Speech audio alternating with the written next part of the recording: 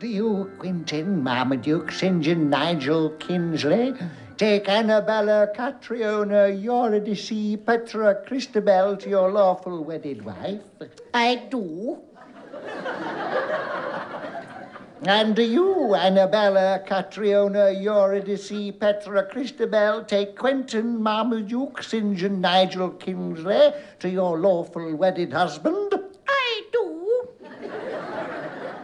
Then I, Percy Wilfrid Bottomley, pronounce you Pratt and wife.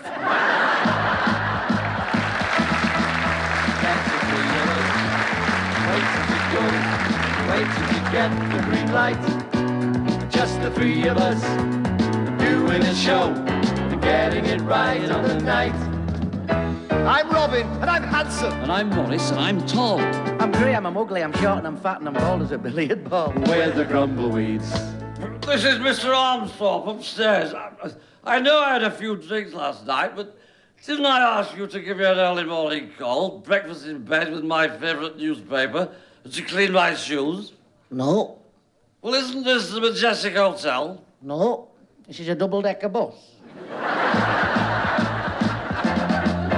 There's the three of us going on stage, hoping the studio's packed. See the three of us acting our age.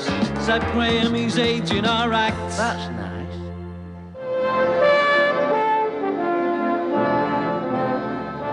Hang on, shipmates. The great white whale himself, Moby Dick, is just off the starboard bow.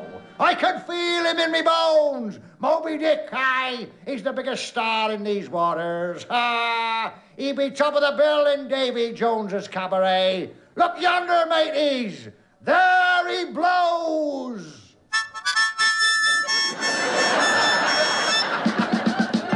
My hair's red as copper. My hair's grey as zinc. My hair has all fallen out ages ago, but my head's a lovely pink. We're the Grumbleweeds. I'd like to do another one of my poems. Thank you. I love babies' bottoms. They're beautiful, I think. Fresh with talcum powder, all smooth and warm and pink. But sometimes babies' bottoms make me want to shriek. Just when I get to hold them, they always spring a leak. There's the three of us doing the job, taking the knocks on the chin.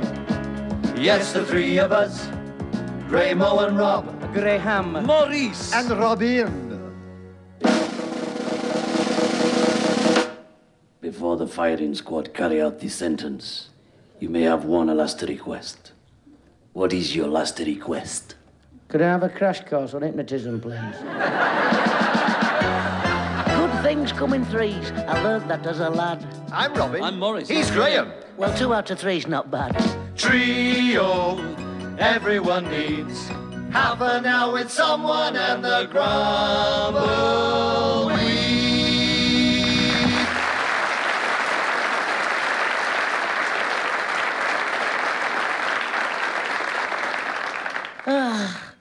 Do you want to know one of my most innermost secrets? Go to sleep in a car crusher. Pick up a telephone and say, put me through to the DA. Do you know him then? Oh, Dan Archer. no, he's the district attorney. He's not old, lad, he's a farmer. The district attorney is the fella in all those American gangster films. Oh, I love a good gangster film, don't you, Jeffrey? Aye, do Ernest. Stick 'em up, you dirty rat. Stick 'em up, you dirty rat. Yes, Stick 'em up, you dirty rat. I'm going to fill you full of lead. yes, marvellous, yes, yes. I've always liked Julie Andrews. That was James Cagney, you Wally. Well, why did James Cagney dress up as a woman and sing Climb Every Mountain then? I'd love to join in this conversation, but it's far too intellectual for me. Does anybody mind if I, read my book? What is it this week? Edgar Allan Poe. Oh, Edgar Allan Poe. Who's written it? Edgar Allan Poe is the name of the man who wrote the flipping book. What book's this, then? The Monkey's Paw. Oh, dear. How much money has it got, then? Now, poor. P-A-W. Poor, not poor. He didn't have any money when he got the sack. Who didn't? My Uncle Herbert. Oh, no. Well, what did your Uncle Herbert do for a living, old lad? He were a very highly skilled worker. Ah, what did he do? He used to collect the skin from the top of cold cocoa and make sunglasses.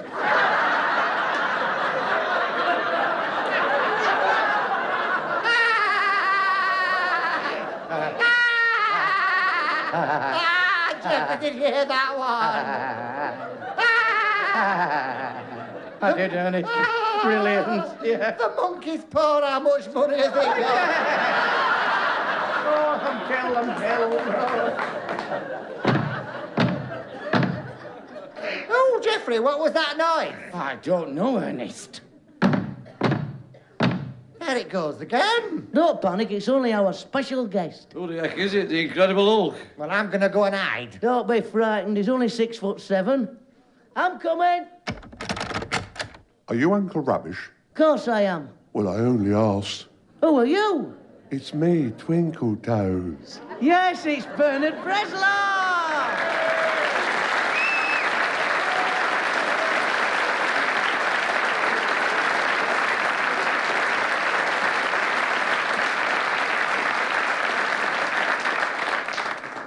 Ratface, pass me that stepladder. What on earth for, old son? I want to shake hands with him.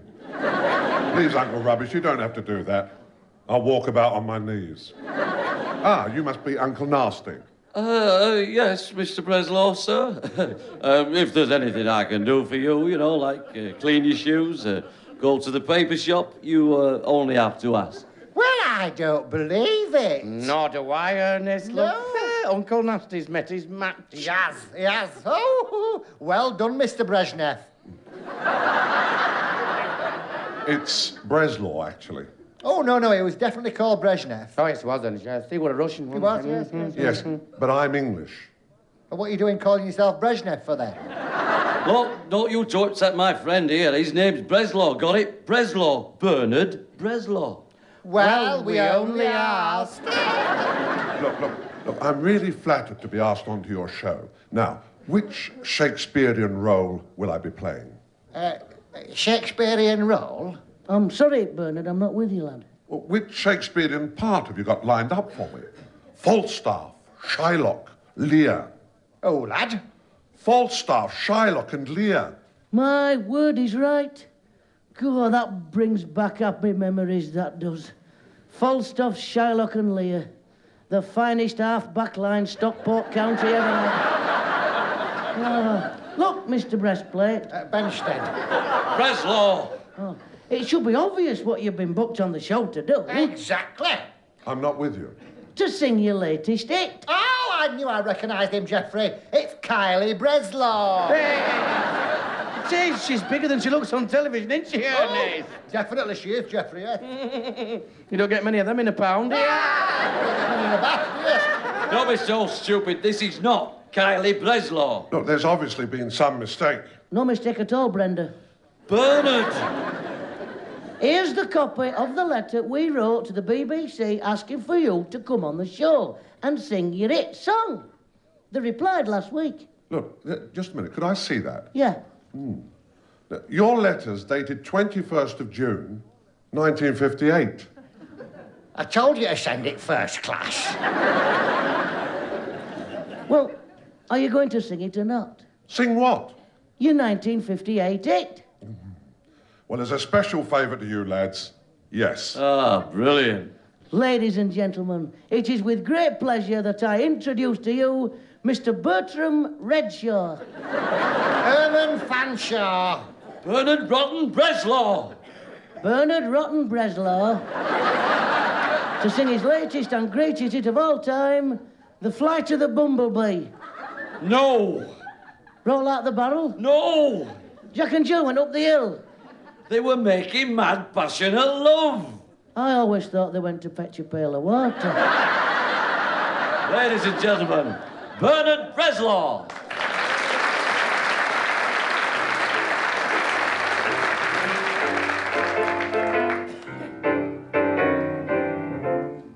They were making mad, passionate love.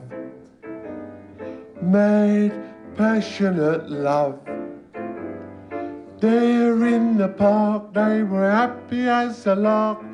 Billing and cooing, they were making mad, passionate love. Mad, passionate love. They're all alone in a world of their own, doing their wooing. He whispered, I love you. My heart's all a twitter over you. I'll feather a love nest if you love me too. They were making mad, passionate love. In the morning, Mad, passionate love. in the evening. Till the lightning flashed and the thunder crashed, so the two little birdies flew away. Yes, the two little birdies flew away. Ah.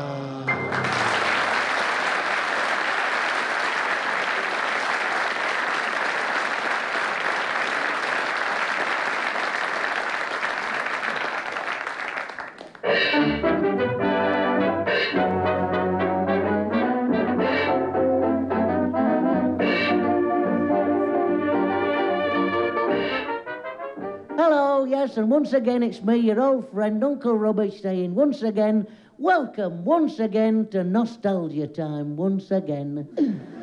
I thought we'd seen the last of this pathetic prat. You really do get right up my nose, pal. Thank you.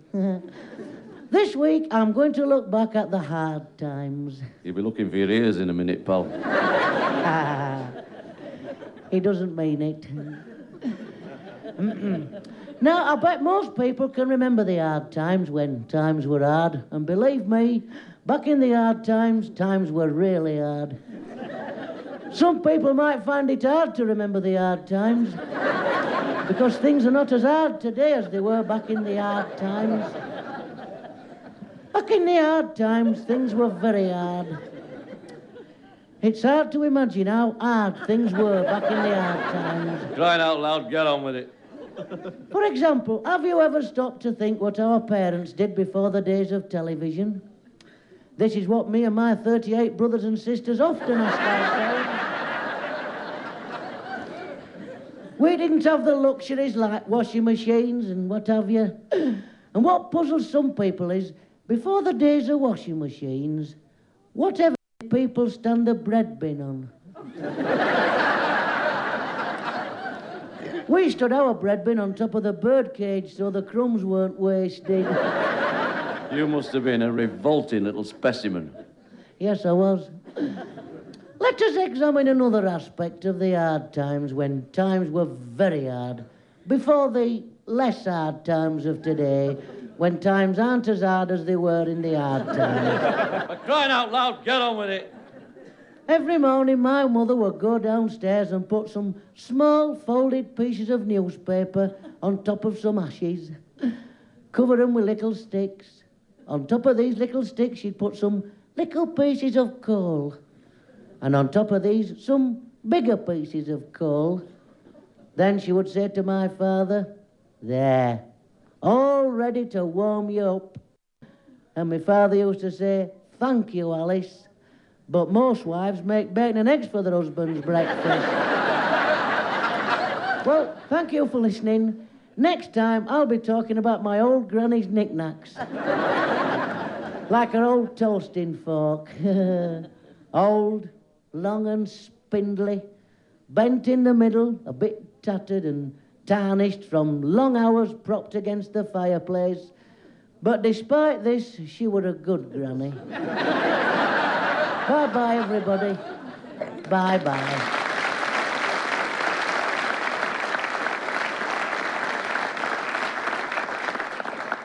Excuse me, pal. Oh, yes. Can I help you? Is it possible that you have a glass of sarsaparilla? Sarsaparilla?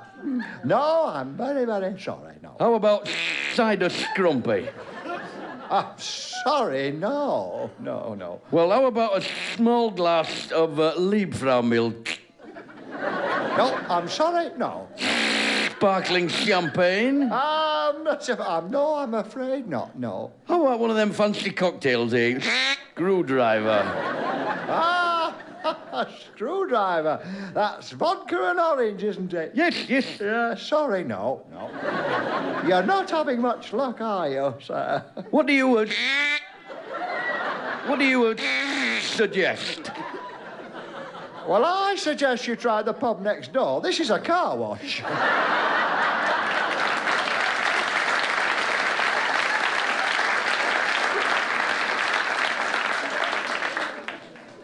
And now it's over to the Grumbleweeds kitchen for another recipe in our series Simple Cooking for Simple People with our German cook, Herr Lacker. Thank you und auf Wiedersehen, mein Herrgens und mein Kippers. Yeah. Today we are going to make the messy, sloppy, stringy spaghetti bolognese. So, first we need the big bucket. To mix in the sloppy bolognese. So, we bungen in the bucket the onion. 2 carrots. And the celery. And chop it open.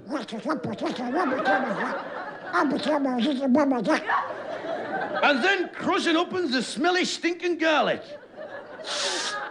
Oh. Die smelling like it's gone and baden. Keep away the devils. Boiling all open in the bucket with the squashy tomatoes from the tinnen. Oh dear, the squashy tomatoes are falling on the flooring. Never mind, so pick up the floor cloth and wipe it up and down the kitchen floor. Slushetish, washetish, slushetish, block. And put in the floor cloth in the bucket. Now get another bucket for the spaghetti. If no spaghetti, cut up with a ball of stringing. Yeah, anything will do. Clothesline, snip, snip, snip. Boil in the bucket till the stringing is done. Are you all writing this down, then?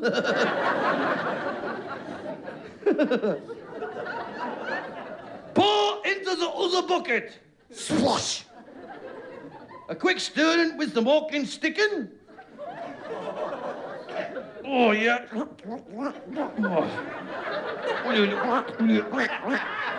It's just stiffening up a bit, then, is this one? And taste the walking sticking and, just my flipping looking. I got the floor cloth in. And it's stuck in the back teeth. So, that's it. I eat the floor cloth for you. Auf Wiedersehen und hello.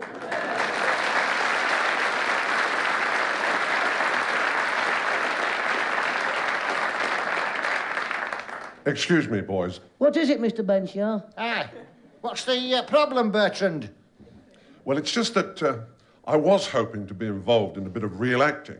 You know, something serious. I mean, don't think I haven't enjoyed it so far. Acting the fool, letting you pretend to get my name wrong. It's all been great fun. It's just that I did have a special clause in my contract which guaranteed me a character part in the show. Contract? We've never had anybody on before who's had a contract, have we, Ratface? We haven't, old gaffer. It sounds very fishy, does this? Aye. Normally, people come on, let us make fools of them, take the £2.50 and go home. Exactly. Oh, well, as I say, I'm very happy to do that.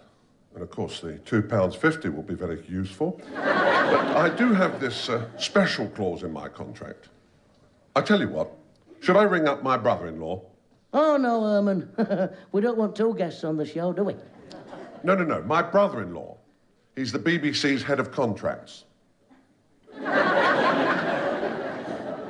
Head of contracts? Correct. Yes. But, I mean, well, head of contracts isn't all that important a job, is it? I mean, it's not as though he was the Director General, is it? No, that's my cousin. Your cousin? Yes. Well, of course, Brendan. This does throw a slightly different light on things, doesn't it? Exactly, yes. You mean I can do something with a bit more character and class to it? Well, we wouldn't have had it any other way, would we, Ratface? No, Gaffer. No. Well, not now we wouldn't. No. So, lights, cameras, action, put the cat out, and music.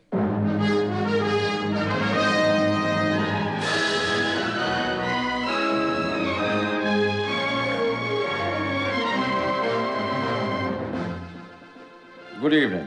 My name is Professor Borden Lodgings. I'm an archaeologist. It all began late one winter's night in the year 1923. I was walking home from my club when I turned into a pub. It's a good trick. Not many people can do it. On my arrival at my chambers, I discovered that I'd mislaid my latch key, so I knocked at the door. After a short while, the door was opened by my pretty housekeeper, Rosemary. Good evening, Rosemary. Good evening, sir. Filthy night. No, I've been knitting. Rosemary, Sir. your frock's up at the back. Sorry, sir. It may have been my imagination, but I always felt there was something rather odd about Rosemary. She came to work for me shortly after I discovered the tomb of the now famous Tutankhamun. Sir, there's a telegram for you on the hall table. Read it to me, Rosemary. Certainly, sir. Solid pine made in Sweden. Now read the telegram. It is marked personal, sir. Pass it here. It's from 4 of my esteemed colleagues. Listen to this, Rosemary. Have made discovery of historic and unique archaeological importance. Come at once. Rosemary, Sir? I must leave this instant. For where, sir? Egypt.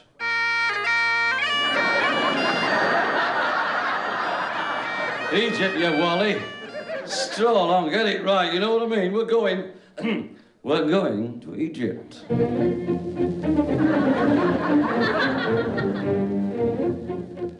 I'll be glad when the professor gets here. Aye, so will I.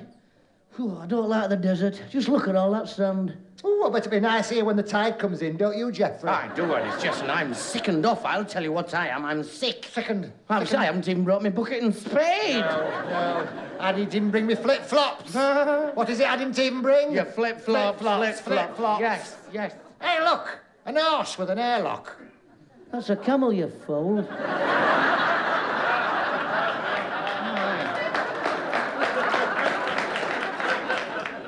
Hey, I wonder, can you hire a camel? Oh, of course you can, yeah.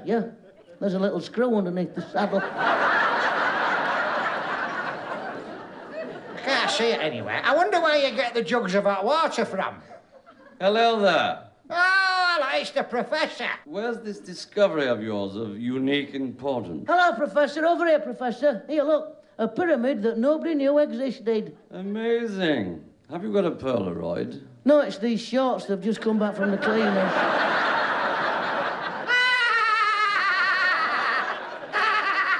Did you hear that, Geoffrey?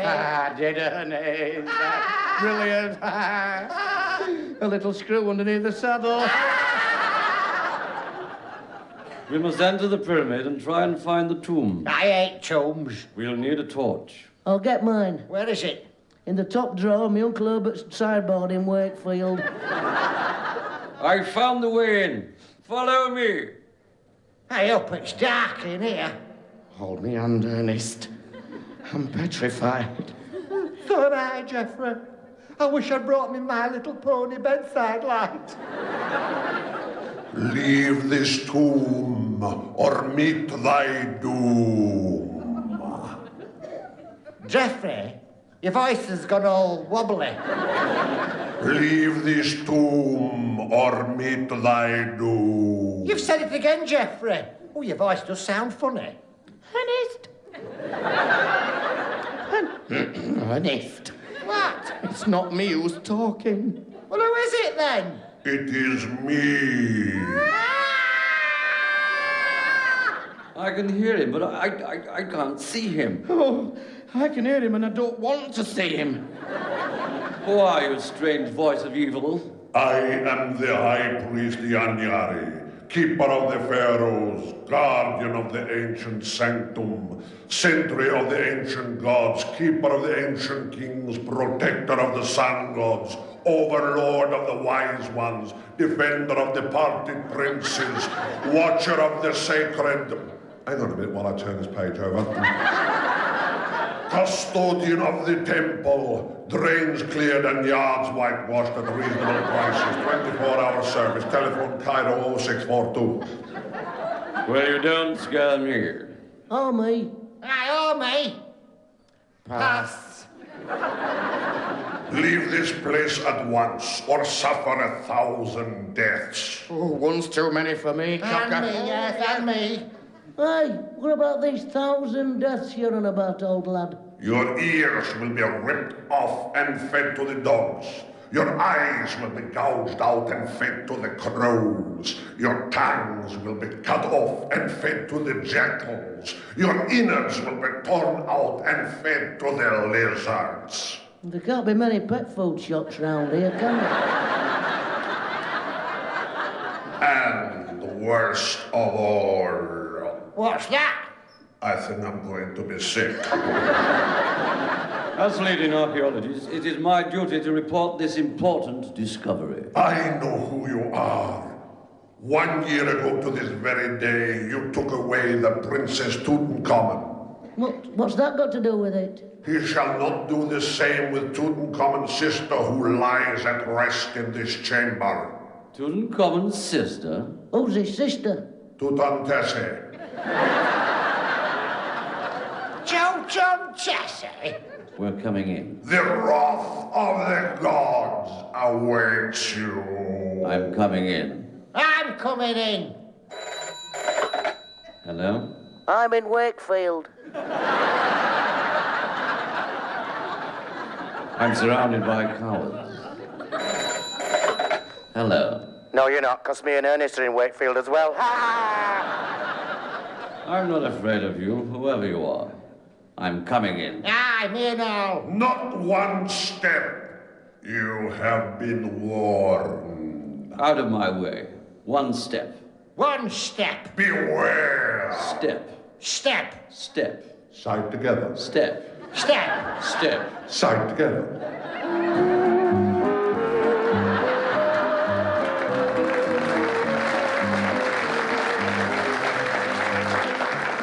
Good heavens. Rosemary. Who else, sir? Do you come here often? Only for the BBC check. That was the three of us, sharing a smile, sharing a BBC mic. Yes, the three of us, just for a while, and now we'll get back on our bike. We'll see you next time. Yes, we'll see you again. So, tinkety-tonk. Bye for now. Tutty bye and TTFN. From the three of us, Just the three of us. There's me and me. and him. They've missed me off again, the little monkey.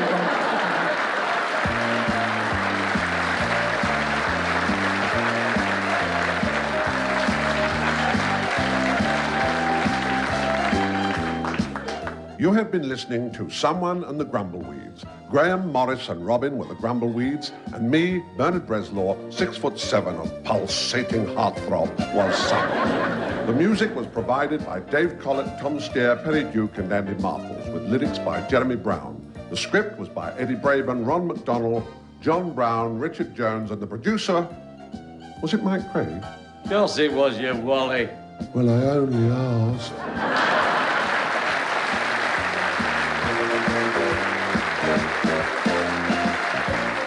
You can hear a repeat of that programme on Saturday at 1:30.